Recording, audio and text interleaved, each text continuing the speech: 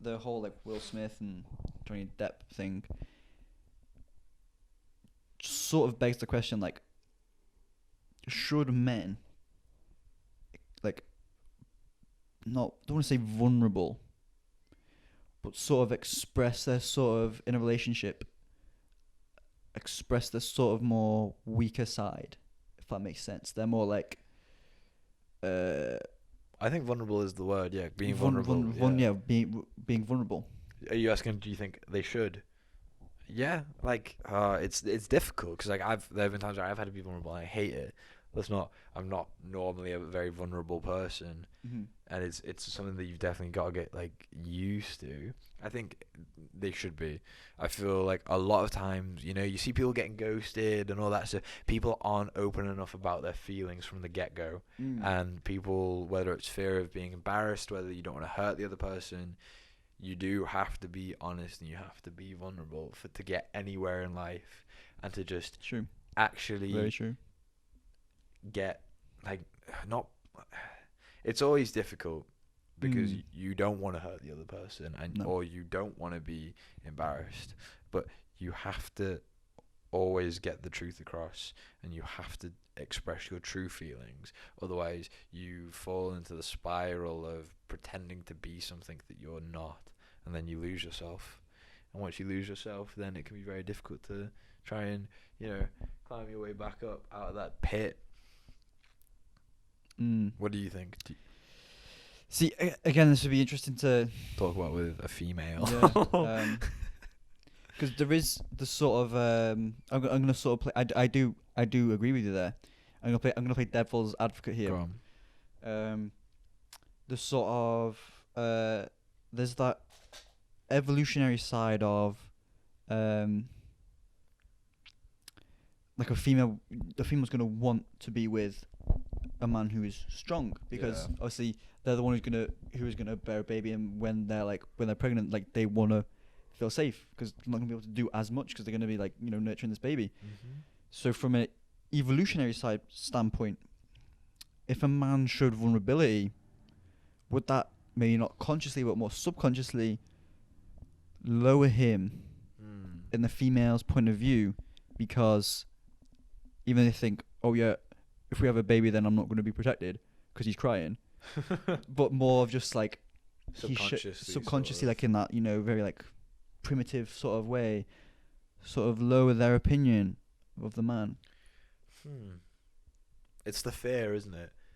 That's why it's that embarrassment, and it's the fear of, am I less of a man because I'm sharing my emotions? But even if you actually think about what you're saying, you've been sort of conditioned to believe that a man doesn't share his feelings, and that's just because of generations of men being stoic and men being not talking about our feelings. But what makes you a man? Are you more of a man if you can be brave enough to make yourself vulnerable? Are you less of a man if you want to hide your feelings to look more of a man? Personally, I believe that bravery is a sign of a man. Bravery in the face of yourself, if you have to admit something to yourself, if you have to admit something hurtful to someone else, whatever. Being a man is being honest, and it, in all cases, even when you have to cry or you have to do something or you have to say you're not happy about something, that's what makes you a man. So therefore, surely I know that not every girl thinks the same way. I know a lot do, which is, it's all just the whole like society. We live in a society, but at some point there is society conditioning us to believe this, because we'll see Calvin Klein models, big strong men, or we'll see TV the dads, you know what I mean? It's less now, but back in the day, where the women does that, but the men does this. The men comes home to a cooked meal. The man comes home from work, and he's tough, and he'll go play catch with his son, and his son is going to be another man just like him. But neither of them are going to talk about the fact that they hate their job or what they do. they're not going to talk about the fact that they haven't been happy in months because they're with a wife they don't actually like, but she provides, what the man needs because the man was told to do that by his dad and his dad before him, and the son will tell his son, break the chain. That's the point. When you said about like when you always see men who are strong, Mm-hmm. do you not think that's a good thing? Because why would you want to give a role model that's weak? With everything, like we always talk about, like women should have strong role models, like all more like role models in like engineering and sort of science and stuff for women to sort of help encourage them to do that sort of thing.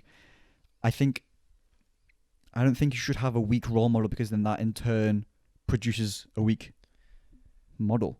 So by that you're saying that crying makes you weak.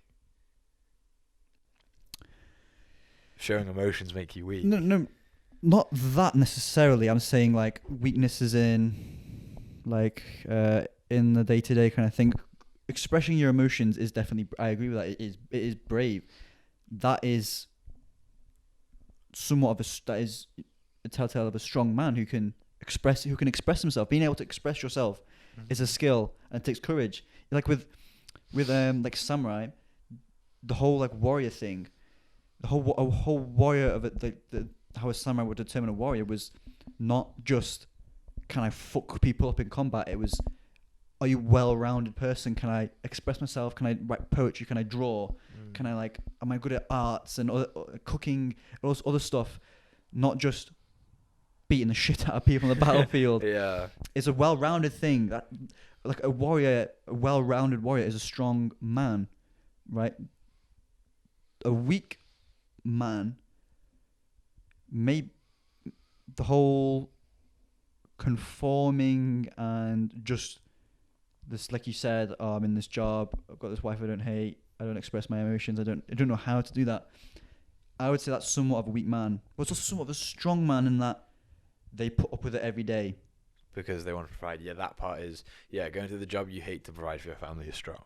I agree with that. I think there's a miscommunication there. When I say that you see strong role models, I mean you see stoic male role models. You see ones that don't show emotion, and that is then what's the word?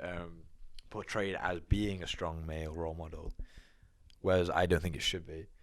I think it should be more portrayed as being a well-rounded man, a man who can do the jobs expected, for a woman to do, a man who can cook well, a man who smells nice, a man who takes care of himself, not because it's, because he's a homosexual, but because he cares for himself. The stoicism thing, I don't think being a stoic means you're like a weak man. Stoicism, people like, what's his name? Marcus Aurelius. Yeah. He still had like a journal and whatnot where he would write down his feelings and shit. I think the idea of more stoicism is like, no matter what, I'm gonna be no matter what hardship I'm gonna go through, I'm gonna be unaffected by it. It's not like maybe stoic's definitely the wrong word then. It's stoic it's not like a negative thing. It's a very positive way of it's a strong way of living to be able to, like, in the face of hardship, not be affected by it. Maybe stern then. What's the word I'm going for S words. What's the word I'm looking for? Cold. Unemotional. Maybe distant, cold or distant. Yeah, that. Do you know what I mean? This sort of yes. The dad that doesn't want to hang out with his son, or who tells his son to not cry if he's upset about something, instead of nurturing. That's what I mean. I mean that's a negative role model, and I think that's a weak man. But that's what I meant to say. I just couldn't get the words right. Yeah, I think with a child, when you say to it like, you're not allowed to cry, or like when you get angry, and your parents like shut up. Not being able to express that emotion is very damaging because you're not allowed to express it. Yeah. You don't learn how to express it in a healthy way. Oh yeah, no, 100%. Because that's when you get people who are like, they get angry and then they'll like beat their partner or whatever, because they've never learned how to actually express that anger or express that sadness. When you just bottle it up, and that's when the problems come. Yeah, exactly. There's so much shit that like small stuff that you overlook as a kid, that when you look back on, it's like, okay, so this is why I'm like this. This is why I can't. When I am angry, my first instinct is to shut myself away and try and process it, but I don't know how. Yeah, right. I think that I don't even know, because there's no way to fix it, is there? There will always be bad parents, and they're not even. And sometimes it's not even bad parents; it's parents that might not know how to do it themselves. Well, thanks for watching this this clip. If you liked watching this, somewhere around the screen will be like the full episode or whatever, and you can go watch that.